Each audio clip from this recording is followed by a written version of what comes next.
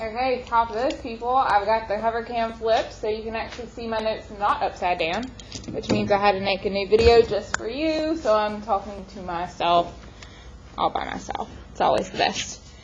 Okay, for the proportion, you have to cross multiply. It's been a long time since we did that. 21 times 45 is 945. 12 times 10 is 120, so I have 945 equals 120x. I divide both sides by 120, and I get 7.875 equals x. Wasn't that fun? Okay, for our other bell ringer questions today, it says, what is the value of tangent? Oh my goodness, if you've missed that one, I don't know what rock you've been hiding under lately. Tangent with SOHCAHTOA is opposite over adjacent. It does not involve that hypotenuse. So opposite over adjacent would be 5 over 12. So it has to be D. If you missed that one, seriously, you've been under a rock. Okay, so today we're doing 8-5 notes. I don't know why in my mind I put 8-4, but it's 8-5 notes.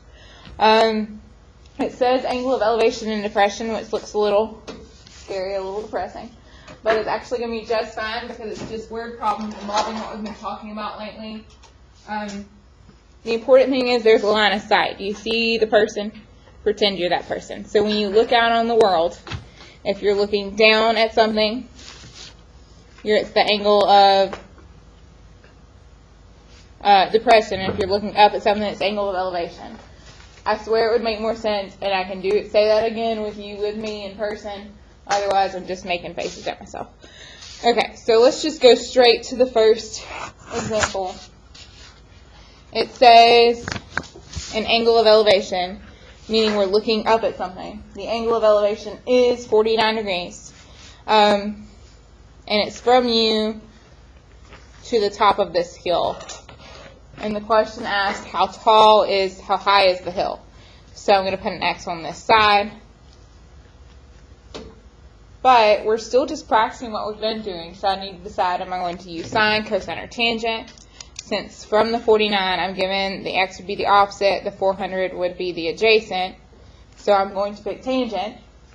So I have tan 49 equals opposite over adjacent, so x over 400. I have 400 tan 49 equals x. Type that in your calculator to see what you get. I think I got 460.14, someone probably should check me on that. For angle of elevation and angle of depression problems, we're going to tend to round to the nearest whole number.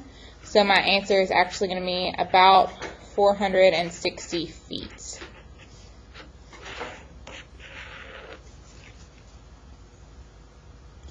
Okay, our next question is another angle of elevation thing.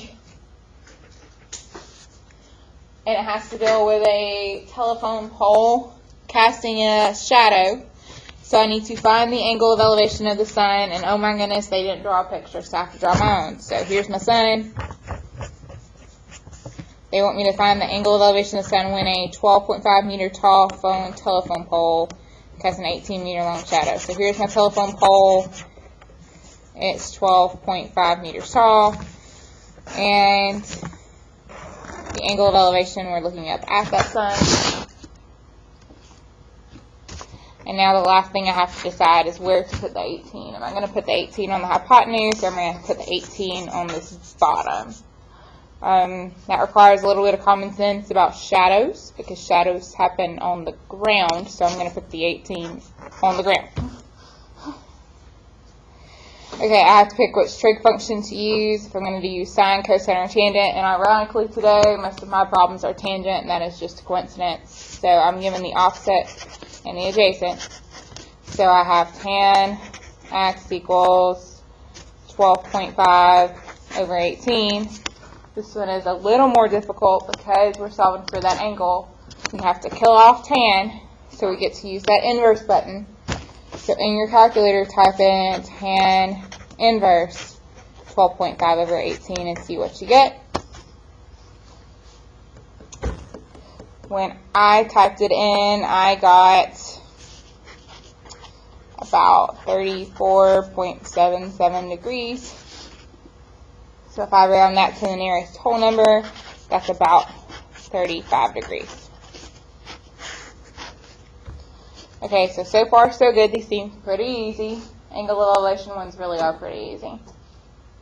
Now we've got to do angle of depression, and then you have a worksheet to work on. On Monday, hopefully, the sophomores in the room will get to do an ACT Aspire interim, and everyone else will have another practice worksheet on angle of elevation and depression. So I'll leave the second worksheet with Ms. Brister. If you want to go ahead and get a head start on that second worksheet, you can, especially the sophomores. The first worksheet's a lot like number 1, where the picture is drawn for you. The second worksheet's a lot more like number 2, where can you believe it, you have to draw your own picture. Okay, angle of depression is a little interesting, and I'm glad you had me this year, because last year I don't think I explained it as easily. So I'm going to draw my own picture. If we have a triangle, the angle of elevation is here, but the angle of depression is actually not even inside the triangle. It's actually right here when we look down on something. That's where the angle of depression is. So I just don't want you to get confused. I don't know why it's focusing on. Okay, and then if you were here, I would ask you if we had two parallel lines and they were cut by a transversal, and I've done it weird, but if they were marked here and here, not there. Good grief, Miss Compton, that's what happens when you do math all by yourself. Scratch that thought. Let me say it again better. Parallel lines cut by transversal. Oh yeah, I know where I was going. Parallel lines cut by a transversal. If they were on opposite sides of the transversal but on the inside, either that way or this way, you would tell me it's alternate interior, and that alternate interior angles are congruent. In the same way, my two brown dots over here are alternate interior angles, so they are also congruent. So what we're going to do is, if we had an X here, because if we read through the problem, it talks about there's a ski run, which of course we don't have around here. It's 1,000 yards long. It's got a vertical drop of 208 yards. We need to find this angle of depression. But since these two spots are alternate interior, they match. So we end up really doing what we did on the last problem anyway. So I'm trying to think through from here what I'm given. The 208 is the opposite side. The 1,000 is the hypotenuse. So if I have opposite and hypotenuse, obviously I need sine. So I have sine x equals 208 over 1,000. I need to kill off sine because he's bothering the x. So I get to use that inverse button. So x equals sine inverse 208 divided by 1,000. When you type that in your calculator, you end up getting x is about, I think it's approximately 12.00. So it really is about 12 degrees. Okay, again, what we've done is solve for this number. But what's interesting is these two match, so they're both 12 degrees. Okay, that was one depression one, and we've got another depression one, and we get to draw our own picture, and you'll have to mock my drawings later. So, let's see.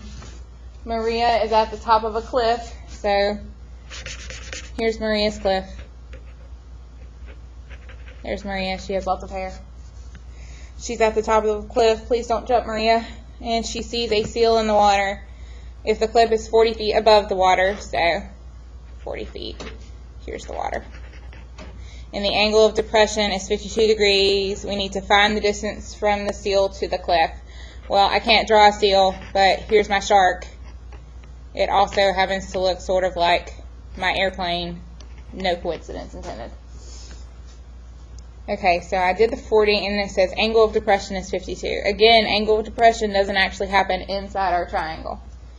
That number goes here. But by alternate interior angles, I can also put a 52 here. and I'm asked to find the horizontal distance from the sea to the cliff. So horizontal, and I'm trying to figure out where do I put the X. Do I put it on the hypotenuse or do I put it down here at the bottom? Since it's the horizontal distance, I'm going to put it down here at the bottom. Okay, so I have to pick which trig function to use. The 40 is opposite the 52. The X is adjacent. So again, ironically, I need tangent. I will have tan 52 equals 40 over X. By now you've done enough of these to realize I'm going to have to type in my calculator 40 divided by tan 52. However, if you still want to write it on out because you just have to, you sure can.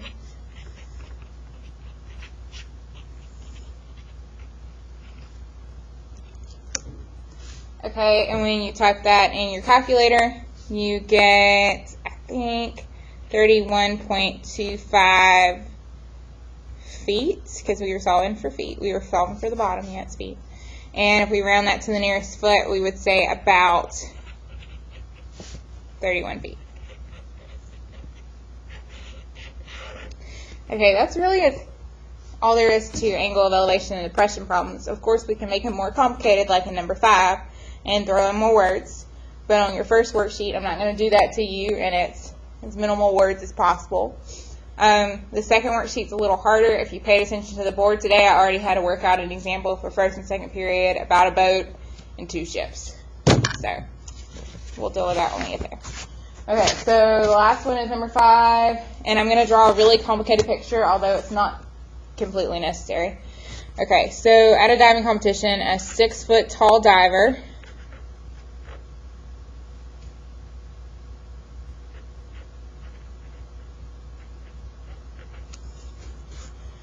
stands atop a 32-foot platform. So here's his little diving board.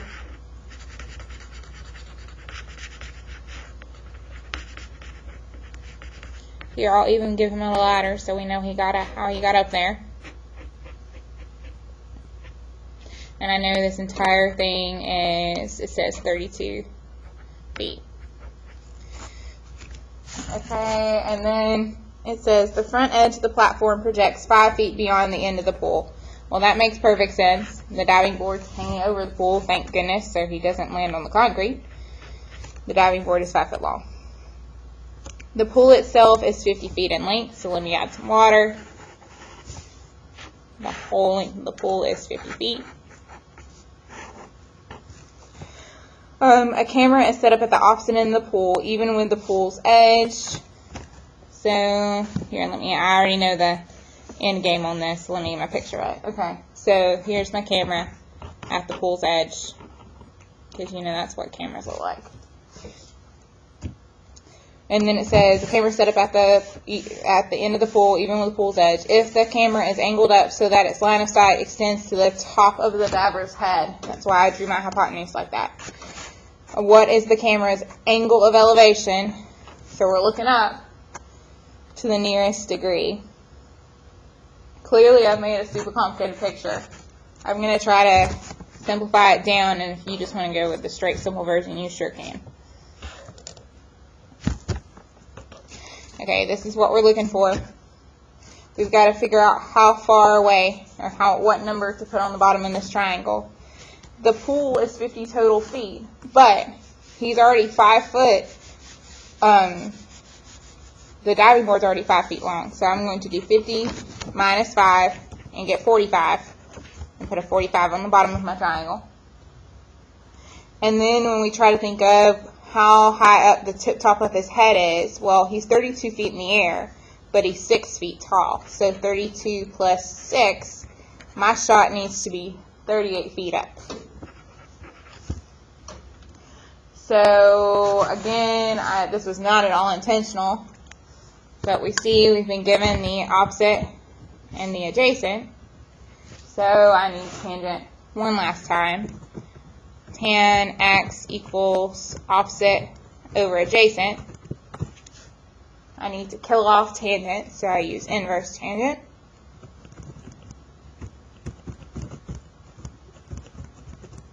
When I type that in my calculator, I got 40.17, I think. I don't know, my handwriting's hard to read from my earlier class period.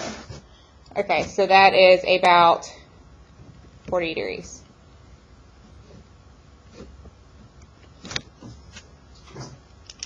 Okay, ask Ms. Brister if you have any questions. You know you can always come see me 0 period. And here's an oddball idea. You could email me or ask me a question through Google Classroom if you were super confused.